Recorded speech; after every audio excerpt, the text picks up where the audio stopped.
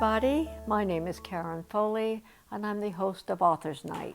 We're here at the Calabasas Library, being taped by the Media Operations Department, with our guests for the day, Ester Benjamin Shifren, with her novel, Hiding in a Cave of Trunks.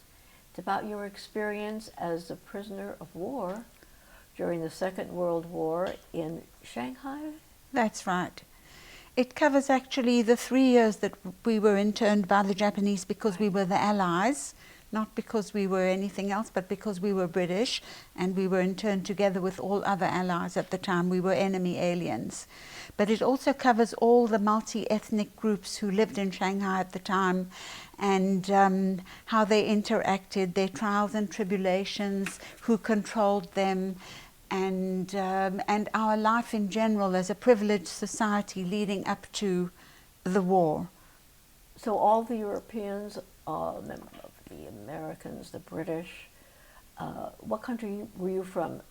Well, my family was 5 generations in Shanghai, so we were 110 years in Shanghai actually. And they came early, around 1842, after the Opium Wars, because my great-great-grandfather was a ship's captain, and he was traveling from India, where they had lived for many, many years, originating from Spain, then India, and then China. And because they were shipping back and forth, and my great-great-grandmother lost a child during the time that my grandfather, let's call him, was away, she didn't want to stay in India any longer, so she came to Shanghai with him, and that's when they stopped off for the last time and settled in China. But what led into the incarceration? Was it the beginning of the war, or was it prior to the war, all the Allies? No, the day after Pearl Harbor was bombed, the Japanese walked into all the major businesses and major operations like the gas company and the electrical company and the tram lines and all major companies, including my father's, and they took over right away. They took over all the businesses and ran them and kept only key people. And then they told everyone that the British, the Americans and the Belgians and all the Allied people, that we would be interned, and they would give us a designated time when we would have to go and drop off our belongings and keys and information and wear armbands showing that we were due to be interned. And on designated dates, different people were taken in. They staggered the intake of people.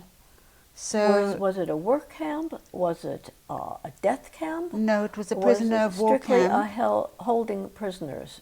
It was just a prisoner of war camp, behind locked walls and gates, and you couldn't get out at all. And so the camp was literally controlled by the Japanese, and the British and all the internees set up kitchens, soup kitchens, food kitchens, duties that everyone had to do, gardening, whatever we could do. And there were teachers interned with us and business people interned with us. So everyone was there doing what they were best at. So it was kept separate from prisoner of war camp. Any prisoners they took from the war effort were placed in different camps. Well, what they did was they staggered the intake because they were unable to cope with the numbers that they had to intern. There were 8 or 9 camps in Shanghai itself. And what they did was the first lot that they took in were like men and women. They separated them, and those were much worse than ours. We were the very last intake. But they weren't fighters. They No, didn't hold we any were not fighters. people that were victims because No. they represented an army or an armed services No, from not another at all. country. But there were some men who were in government and connected to military things and so on, and they took those people in, and sometimes they tortured them, and they took them to Bridge House, which was a notorious so place. there was some torture going on. There was in the like camps. that, yes. But in our camp, because we went in the last intake, we went in with the Japanese officials.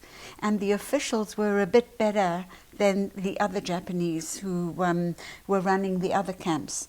And we actually knew a lot of the Japanese people because my mother was teaching English to a Japanese man. The Japanese came into Shanghai long before, and they had an agenda already. They were learning English, they were learning Chinese. They moved into Hongqiu, which later became the place where the refugees from Europe were put. And during that time, they ran Tokyo time. They didn't even adhere to China time or British time or anything. How did all the different nationalities get along? Were they integrated in Shanghai prior to that? Did nationalities commingle? Very much so. Was there a hierarchy? There was a hierarchy as well amongst the British. They were particularly hierarchical and very class conscious.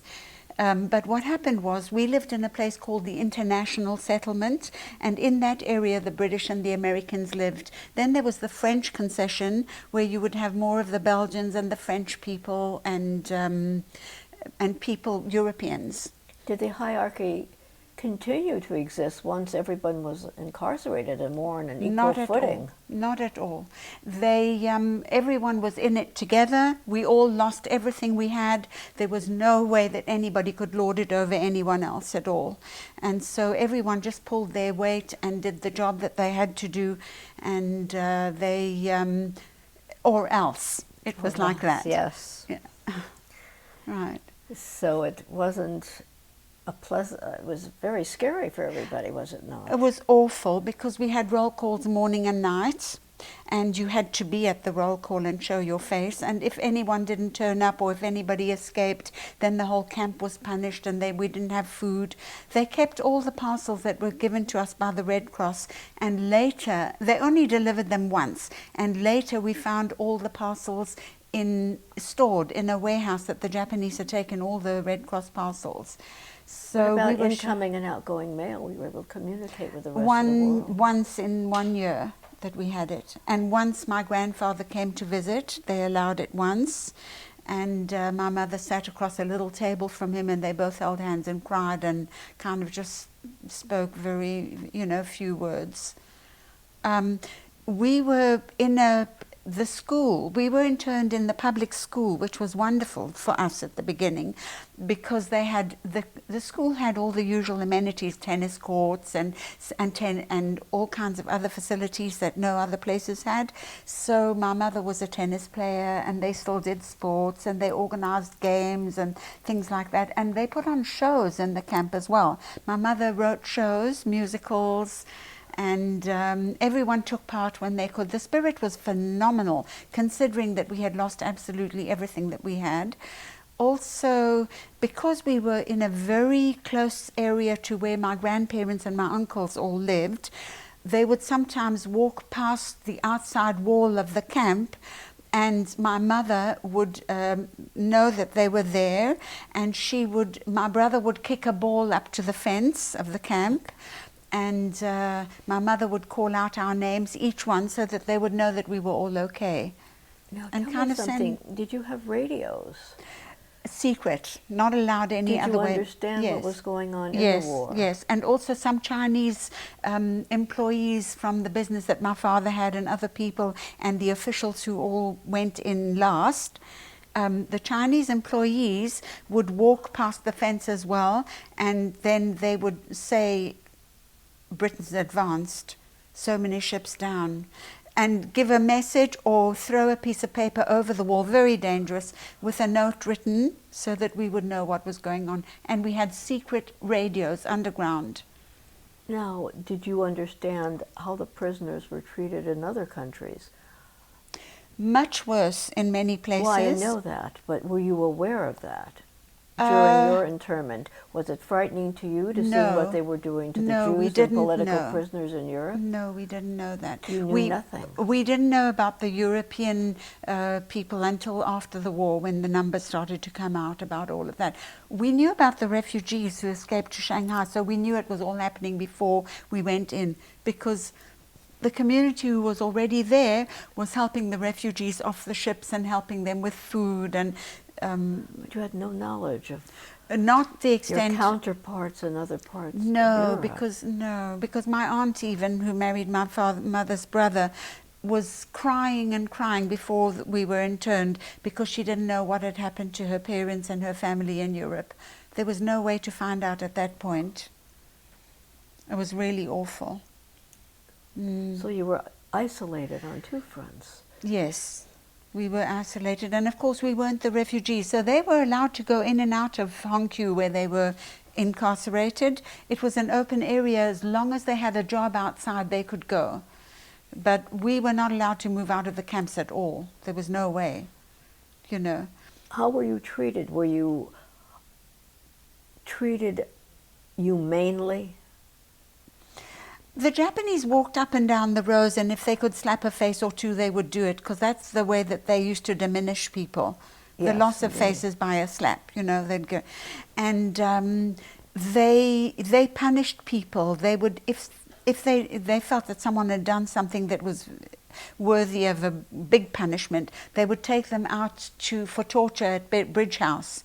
And if the person ever came out, the chances of them surviving without a serious ailment or impediment or problem for the rest of their life was very, very small, minuscule. Usually they were a wreck when they came out. The Japanese were very, very cruel. They decimated the Chinese. They demanded absolute kowtowing by everyone. They thought they were a superior race. But they refused to do the final solution for the Jews. So There was a thread of humanity somewhere, though very thin. It would have been very easy for them to have. But they felt that they had a bargaining chip with the United States if they lost the war, where they could prove that they did not kill the Jews. And that was very important to them. Also, a guy called Schiff, who was an American banker, had helped the Japanese at the beginning of their war, the Russo-Sino War, and he had helped them financially to recover. And so they felt that, they owed something to Jews, and they were not anti-Jew. They were just, you know, Colonel Masinger went to Shanghai and demanded a final solution, and the Japanese said, no, we're not going to do that. They had all kinds of ideas. Masinger, they came with all kinds of ideas. Put them all on a ship and take them to the middle of the ocean and sink the ship. And they had many ideas for killing us. And the Japanese had their orders to kill the Allies if they lost the war, or, you know, if they felt they were losing. But then it came to an abrupt halt with the dropping of the A-bomb. And that was why they couldn't... See, we didn't know. I never had heard about the Shanghai incarcerations or what was going on in the Far East.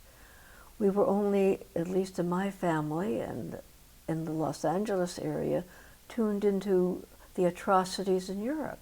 Yeah. It's a very little known subject. That's why I felt it was so important to get this story out. And it's made a lot of inroads here and there, and it's in several libraries. The universities have it as well. And there are two people who run major institutions in Shanghai, Professor Pan Guang in Shanghai itself, and Professor Xiu Xin, who runs the Nanjing University and Jewish Studies. And both of them have said it's a very important subject because they had no knowledge either. They didn't have that information before. There was always a long history of Shanghai Jews, and a lot of them, I understand, went back after the war, and I forget the name that they're called. It starts with a K. You're talking about the old China hands? I think so. K is Kaifeng. That's Yes. where the Jews, the early Jews who lived in Kaifeng in the 8th and 9th century. That's correct. They traveled the Silk Road, and they broke camp every 7th day and built dwellings so that any Jews coming after them could stay and not break the Sabbath. And then they moved. They lived in Kaifeng for a long time, and they even assimilated and became Chinese. They bound their little girls' feet. Even they married into Chinese families, and then eventually they forgot they do how to read Hebrew and all of that. However, they did still call themselves Jews to this day. There are Jews in Kaifeng. They lived in the street of the people who pluck the sinews, based on the kosher thing. It's very interesting. I was a docent for many months in Canada about that subject. Were you? Did you ever go back? I went back to Hong Kong in 1987 and went back to, I lived in Hong Kong for 3 years, and I went back to my school, and I got a standing ovation by the kids because they were so excited that someone had come back, and much of my book covers that part as well. Did all your family survive? Yes, we survived, and we all scattered to the four corners of the earth. Nobody went to the same place afterwards. We were all over Australia, the United States, Israel, England, wherever they could get to. But we wanted to go to Australia, and Australia said the quota was full, and we wanted to go to Canada, and they said they needed $10,000 and wouldn't let my father go. So at the end of the day, we went to Hong Kong, and within 3 years, my father lost everything again overnight because of the Korean War and embargo imposed on Hong Kong. And so my mother said, let's go to Israel, and that was it. So that's another story. But you said that they were going to kill everyone if they lost the Japanese, war. Yes. Once the bomb was initially dropped at Hiroshima, they could do nothing because the war ended abruptly. Well, there was the second bombing, wasn't there? Yes, 2 weeks yes, later. and then they had to get out, and the Japanese disappeared in one day from all the camps. I don't know where they went, but to this day we don't know how they all got away. Where did they go? On a ship? How did you know the war was over? It took several days before we were allowed to even move to know that was really happening. The Americans started flying over the camps, and they were flying very low. And we actually watched them, and they were even waving, and the underground was letting us know that the war was at an end already, and that we just be patient. They said, don't go yet. And then they started dropping parcels. Huge, I even get gruesome thinking about it today. What was the parcels? Chewing gum, powdered milk, chocolate. I knew you were going to say chocolate, canned beef, bully beef, all clothes, shoelaces, all kinds of things that we didn't have for 3 years. Clothes for children, because everything we had was recycled in the camp. For 3 years we had nothing new coming in. You know, everybody was giving each other their clothes and handing down. People were bartering in the camp. My mother cut hair. She had learned from a friend how to cut hair. So she gave haircuts in exchange for jam or a bit of the rations that people were given. It was a whole, like a whole community inside that was running a system. That was very interesting. And the goal was to stay alive. That was it.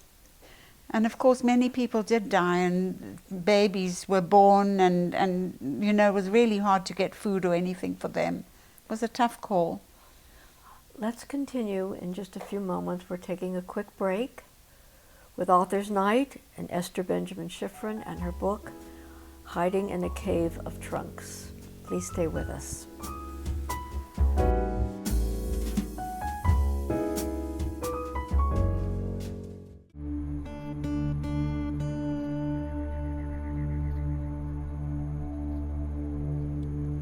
Where is this guy? So thirsty. I hear he travels from the north. Look!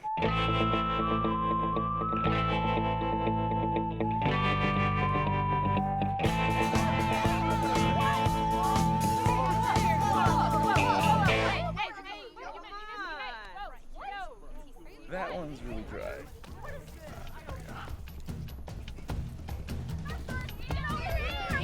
LA is in a drought, yet over half of our drinking water is being used for landscaping. But it doesn't have to be that way. Just 1 inch of rain can yield thousands of gallons of water for use in landscaping and saves drinking water for drinking. Rain barrels, cisterns, and curb cuts are just a few ways to save water and energy. For more, visit LADWP and the Bay Foundation online.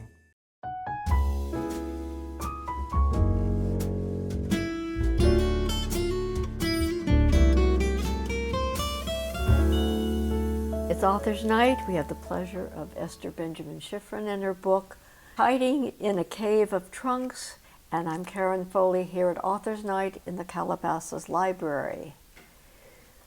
One's life at your age for 3 years was still long enough and frightening enough to have changed, perhaps from the person you could have been or would have been from the person you are today. How do you or your family have any health effects that are lingering from those 3 years? I think that my brother did. He was had ear problems ongoing. My mother suffered intensely from nasal problems and also hearing and asthma and stuff like that. But basically, no, I think that in the first years after the war, we suffered from all kinds of things like diarrhea and all. That was a wartime thing, dysentery, which was one of the endemic things of China.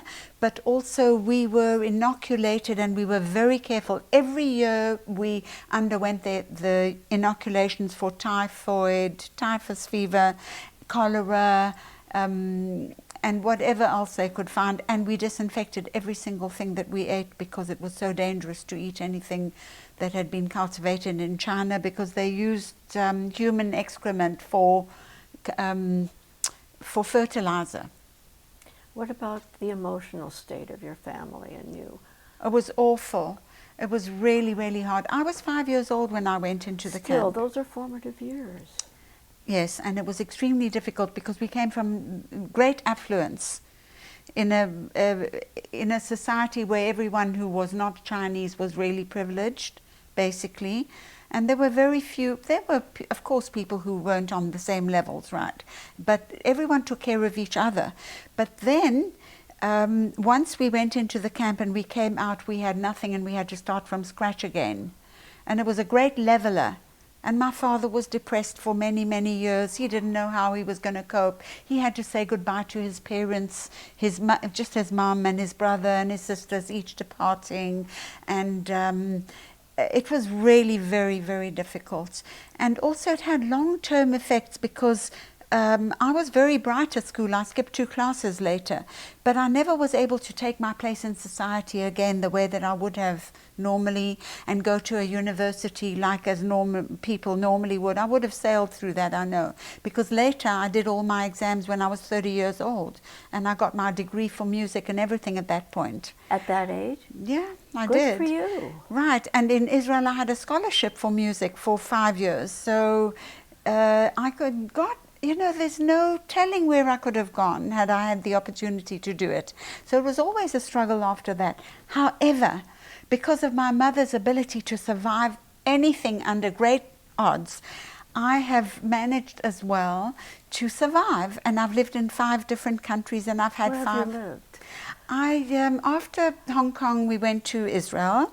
Then I was in the army for 2 years. I married a South African and went to a small town mining community in South Africa. I was not prepared at all for that. It was very insular. Nobody there was cosmopolitan by any shot. They had no idea that there was a world outside of this small South African society. And then I had lived in between. I lived in England for a while. I was working there. And then I immigrated to Canada.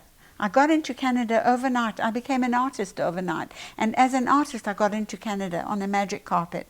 I taught art, history of music. And then my daughter became a citizen in the United States. Thanks to my business acumen, you see, anything I was meant to do, I put on that hat and did it. I got into the United States under NAFTA as a business marketing expert, because I had been in business for many years as well, in property and marketing property and timeshare sales, and reached the highest awards you could because I was the top timeshare person in the world. And thanks to that, I got into the United States. Who knew? I mean, you just don't know. You just got to be ready to take the trip when it comes your way. Catch that bus and do it. You didn't just feel sorry for yourself and let yourself fall into an excuse for not wanting to live life to the fullest and taking advantage of opportunities. You know, sometimes there were that, but I realized that there's a magic thing that happens. It happened to me many times in my life, where just when I think, oh, look at all those closed doors, the open door brings someone in who just changes my life overnight. That's how I got into Canada. That's how I got my jobs in Canada. I met the right person at the right moment. And then I always say to myself, okay, what's next? Someone's going to turn up who will bring something new, and it's very exciting because I'm a person who loves to learn hands-on. Something comes my way, I always say, yeah, I can do it. Then I'll learn it on the job almost. Because your book, extremely factual, fascinating in your whole family history, but it was not one of bitterness. No, I've been told that many times in my life, that they found it hard. Remarkable. Yeah, it's true. It's true. I examined that in myself just recently as well, why that is the case. I think maybe because of having watched my mother rise above everything always, and my own ability always to float to the top no matter what. Many times in my life, I could have really gone right down and gone away. I mean, so many times. So. And then I've said, and then something's happened and I've lifted right up again. And then I've said, I'm greater than anything that can ever happen to me. I'm great into metaphysics. I mean, I love the metaphysical subject. So I would like over and over say, you know, that the great affirmations. And I followed all kinds of Eastern philosophies, which are much bigger than anything that can drown us. They're wonderful, really. It's true, you know, because I cried and cried that I had no shoes until I saw a man who had no feet. And I have to keep remembering that is really the truth, you know. So the purpose of your book, to whom is it? Is it so your family would always have this legacy, a beautiful legacy to look back on and to know and to understand? Yes, as well. Or to teach others? What was the purpose is to show that you can survive under any odds, and that no one has the right or can hold anyone down forever, because life is a circle. Everything comes around in a circle all the time. And I felt that it was very important to put this story out so people will know these things really happened, and it shouldn't be repeated, because Japan paid dearly, although America really built Japan up like nobody's business. But Japan paid dearly for what happened. They started the war, and whatever happened to them afterwards, they were reaping what they sowed, basically. And so I feel that it's important to let people know that you can survive anything as long as you believe that someone's going to come and help you, and some force and power is greater than anything that can destroy you. There is a power. And you can help someone else. And I do. And I've given talks all over the world. I spoke for the Canadian Council for Self-Esteem. Wherever I've been, I've given talks, and children have said to me, can I take you home to speak to my parents? And, you know, there are things like that that help people. They really do. I think that children should know also that they can achieve anything. What you can conceive, you can achieve. You just need to set that ball in motion and watch what happens. Because there's always going to be a way, somehow along the line. Don't give up. Just don't give up. It's exciting, actually. Well, what are you going to do next? You have this book, you've left this legacy, you've achieved so much, you're still so young. Are you saying, this is it? No, I don't think so. I've got a lot of ideas buzzing around in my head because people are asking for a sequel. Absolutely. I have a lot of story. I don't even know where to start. So I've decided that I'm actually going to write again. But now I love tech. And I love scientific things. So I have decided that I'm actually going to speak my book. I'm going to use dragon dictation and speak most of my book, and then edit it after I've spoken the whole story. I find it very, very easy to speak publicly.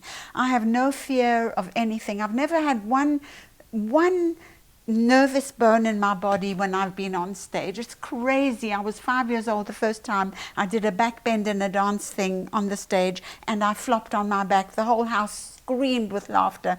And you know what? Nothing happened to me. I'm still here. So you can, you know, anybody can get up there if they can just train themselves and say that, you know, I'm here. If anybody else wants to come and speak with me, come on. Just join me. No problem. And so I will speak a book to try to get it out faster because this took so long. How long did it take you? It took years and years because I stopped and started. It was too painful many times. And there was a lot of lack of information, which eventually, when I forced my father to speak, I managed to get a whole tape from him, and then over 17 years I got 3 full tapes of the story and the dialogue that's in my book. And from that I got 100 pages of transcripted material, and that set me on the real path to write it. And then in 2005, BBC, this appeared, a picture of me on a swing on the Belfast ship, where the British sailors gave the children who had been interned during the war a party on board. And the BBC found out, saw it first and alerted them that I was this child on the swing, and they had a wonderful program called We'll Meet Again, in which they found several children to start with, only 11 initially, and then over 100 of us who had been at the party on this ship. And they reenacted the party 4 months later. And then I was a guest of the Imperial War Museum twice, speaking about this whole thing. So few people knew. Where's the Imperial War Museum? In London. And so few people knew this story. They didn't know, you know. There was a lot of suffering that went on during the war that nobody knows about. It's coming out now more and more. And I'm happy if I can convey it. Because we're not saying, oh, you've got to compensate us, we've suffered so much. No. We're saying, listen, you know what, you need to be aware and learn something from this that happened. There was no compensation. Nothing. Was there? No. As opposed to Europe. The British compensated anyone who was interned in British at the time. And then, because they realized that we didn't have a British bloodline from England, they moved the goalpost and wouldn't give us anything. And it was mainly the Jewish people actually who didn't get paid, because we were the only ones who didn't come from England originally. And but later they paid us some kind of token thing because people took them to court. So because they were wrong. Oh yes. You know, I mean, they told us, you're British. We were interned because we were British. We lost everything. So, yeah. But you know what? At the end of the day, I still have me. I still have everything else I've done, and it was only money. And it happens again and again, the money thing. You can lose money and you can gain money, but you can never lose who you are, the essence of who you are, and what you take from what you've learned from all your experiences. And hopefully you can hand it down to future generations. Very heartening to hear. I didn't think that you could be, if not, I don't want to say the word unforgiving, but not let it destroy your life or change the kind of person you want to be and are certainly capable of being. That takes a lot. It's hard also to be a third culture kid, because you come from a different country and you have to learn new cultures and everything. And sometimes it's hard on a family because your children are not from the culture from where you came.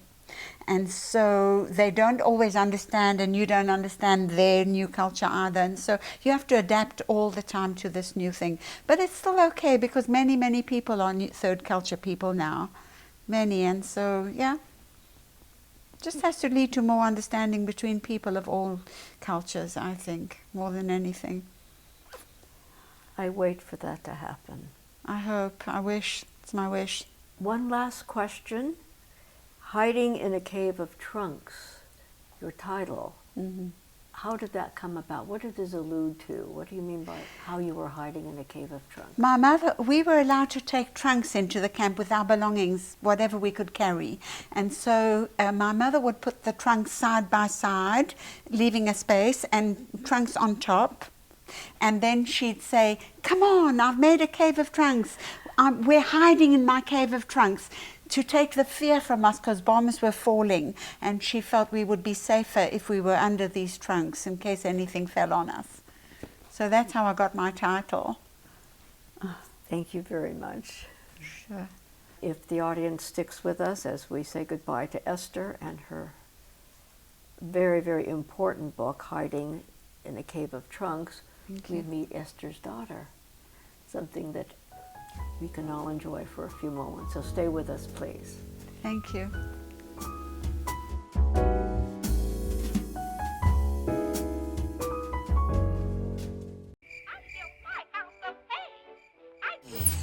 Not it. Not it.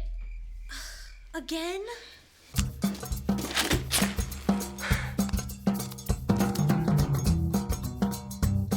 Hey, Dad.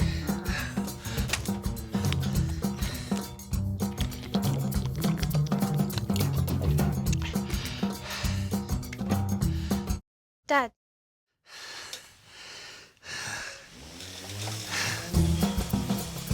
There are other ways of saving money and energy around your house.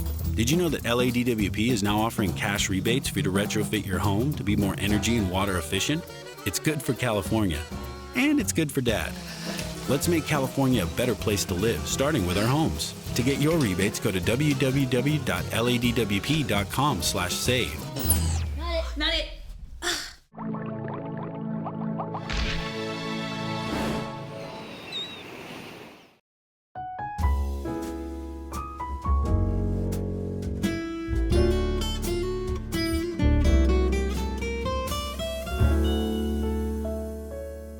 Hello, everyone. We're back and have the pleasure of meeting Ester's daughter, Orna Purkin, who has written The Yummier You, 7 Secrets to a Happy, Healthy, and Yummy Life. Yes.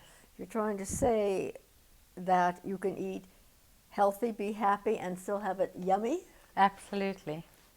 Well, that's, you'll have to prove to me, because all the things I had to eat that was healthy when I was growing up wasn't good to taste. What can we eat if we can't eat sugar, salt, and high cholesterol foods? I believe in everything in moderation. Okay.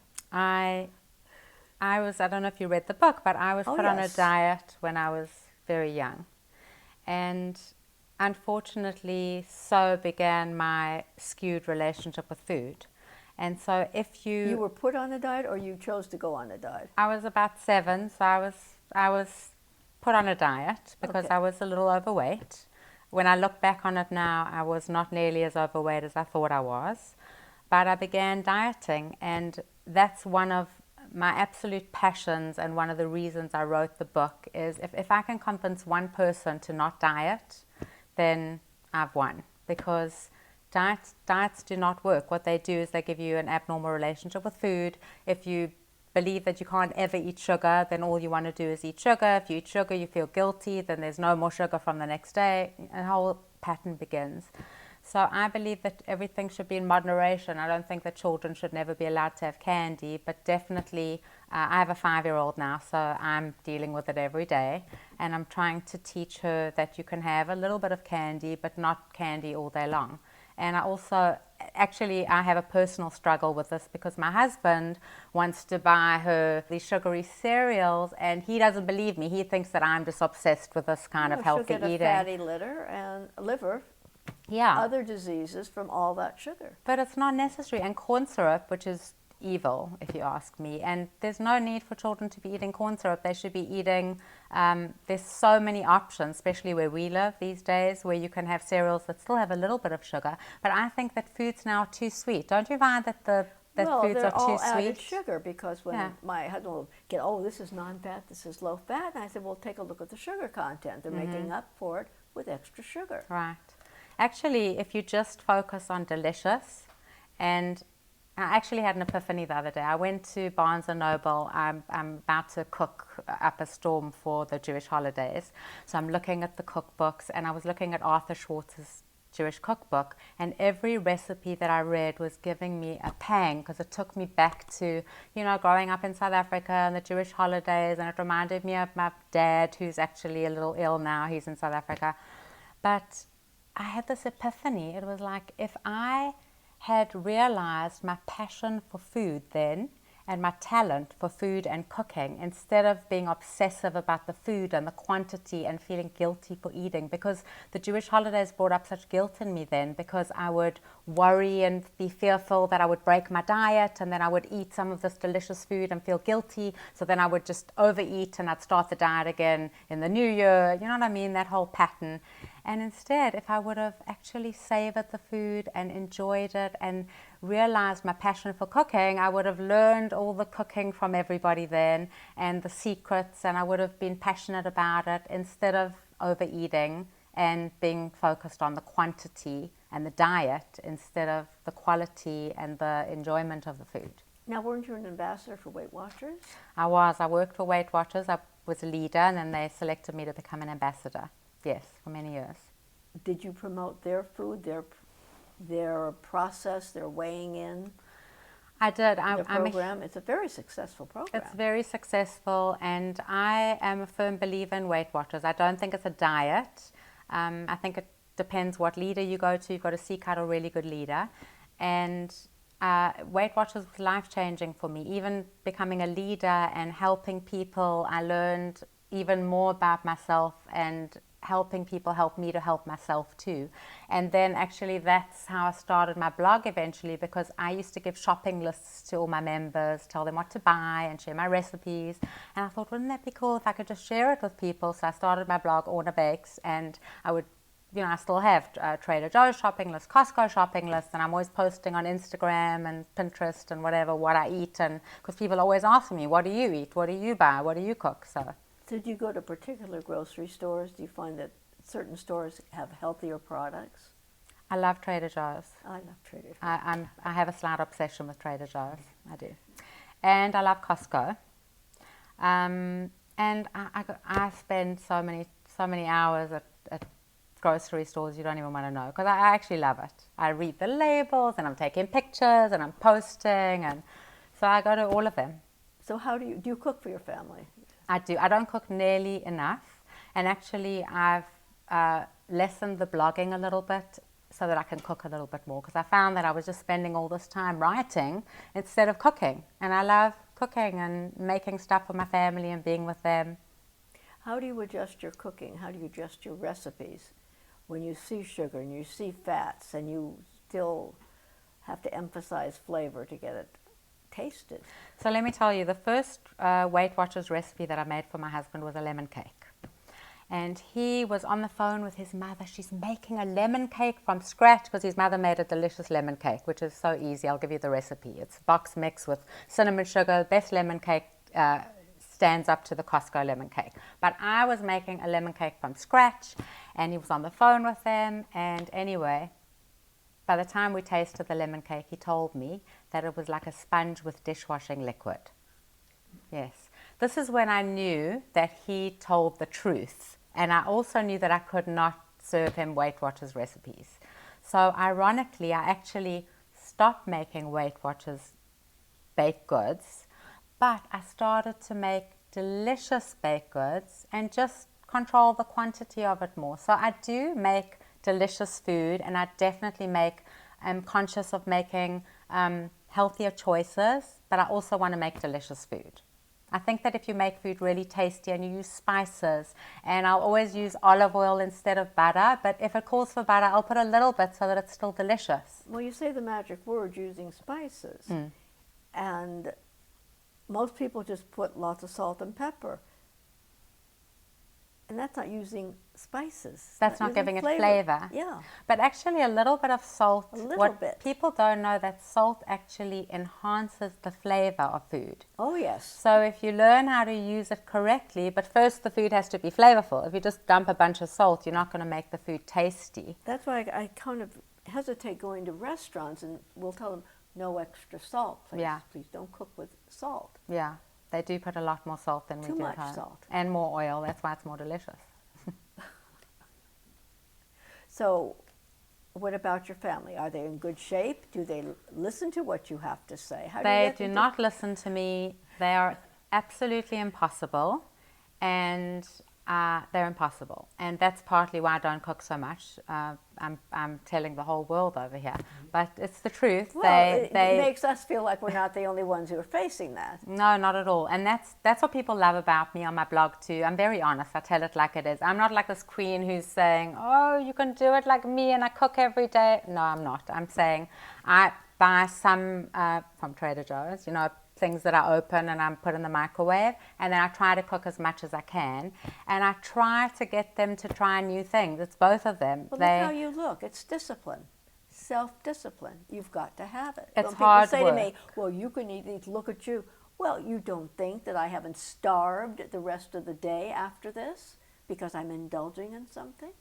Or that I'm not out there exercising, or the next day it's not going to be this. Yeah, well, it's sacrifice. It's hard work and it is sacrifice. And naturally thin. When you hear people talk about someone who's naturally thin, there's no naturally one's naturally thin. anything. No one, exactly, especially not in LA, darling. But no, you've got to work at it. You've got to, and I work at it every single day. It didn't magically go away. I work at myself. Most importantly, I work at being kind to myself. And if I do gain a couple of pounds, like now it's been summer, I've been traveling, I haven't been able to get to Pilates, and my eating's been more indulgent, but I'm kinder to myself. I don't say it's the end of the world and look what I've done to myself. I know that I'll get back into my routine once the schedule's back, and I'm kind to myself. And so instead of living in black and white, it has to be all or nothing. It has to be work out 5 days a week and all vegetables and no sugar. No. It's moderation, be kind to yourself, and don't eat anything that's not worthy is my motto. Are you a coach? Do you coach people? I do. I coach people via Skype and phone. And I love it. I love helping people. If I can... Well, being a coach is important. It's like weighing in for Weight Watchers. Mm-hmm. If you have someone who's checking on you, and you've got to check in, it's even better than a high school reunion. You're going to lose weight if you got a report or something's coming up. It is. You're going to be accountable. And actually, Weight Watchers have done me a favor because they have now started doing private coaching. I don't know if you've heard. No, they have a service. And so now people search Weight Watchers private coach and they find me. So I get a lot of referrals actually from them. Now, how do you coach people? Via phone or Skype. So people all over the country.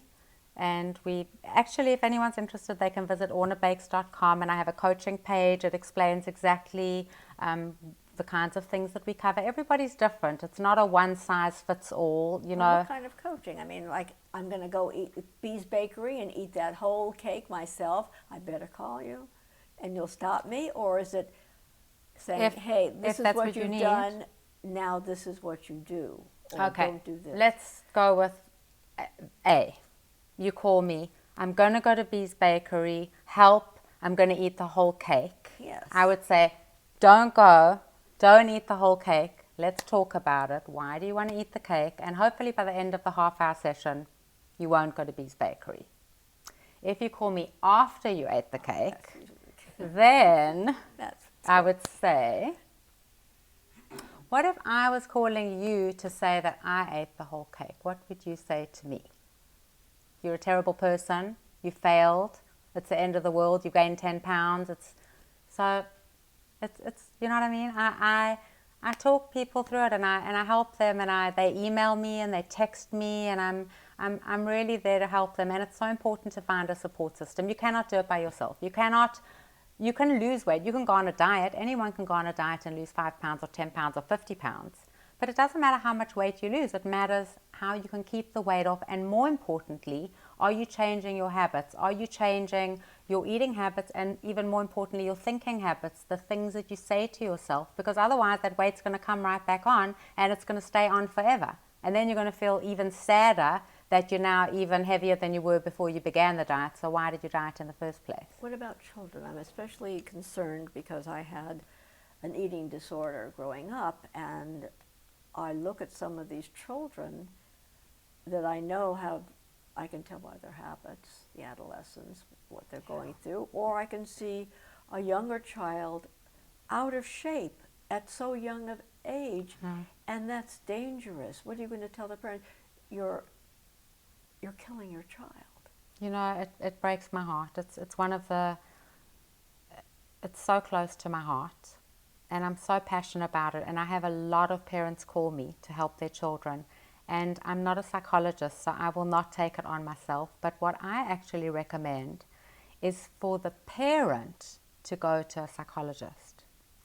I think the parents need the tools to help their children, and often I find that maybe the dad might be really, often the parents are really in good shape, and then maybe the child feels that they're disapproving, or there's so many things that go on, and you have to find it in yourself to not judge your child and not be critical and to help them. And I think that the only way you can help them is if you have the tools. So you need to go to not just a professional, a really good professional. Do your homework, find and learn how you can help your child, because putting them on a diet is not going to help them. Sending them to a nutritionist is not going to help them. Packing them a good lunch is not going to help them. You have to understand why they have these issues with food. And it's so close to my heart, and I have an almost 6-year-old, and the most important thing that I can say to other mothers, I think, is to love your own body.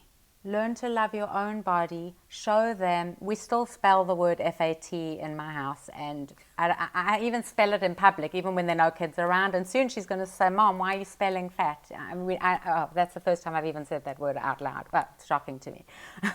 But we have to love our own bodies and teach them that it's about being healthy by making healthier choices ourselves. Healthier choices are not dieting. Healthier choices are moderation, being active, not being in the gym 6 days a week like crazy, but taking them on hikes and walks and helping them to love their bodies. And the way that we do that is by setting an example ourselves. And it's not easy to do always, and when you see your children who might be overweight or overeating, it's very painful, because it brings up your own stuff. I know with my own mother, she was a little heavy growing up, so it was hard for her. I'm sure it must have broken her heart to watch me be heavy. I was a singer, and I could have had everything, and I didn't. I had a very painful childhood because I was very heavy. So that's why I wrote this book. If I can help anybody to not be in pain about their body and to have a better self-image, and to help any mom to help their child, then that's why I did it. Well, we'll have this information available for our audience, and I hope that they will call you, because a lot of children out there and a lot of parents out there need your help. Yeah. So thank you very much for helping us today. Thank you so and being much. with Authors Night. And thank you, our audience.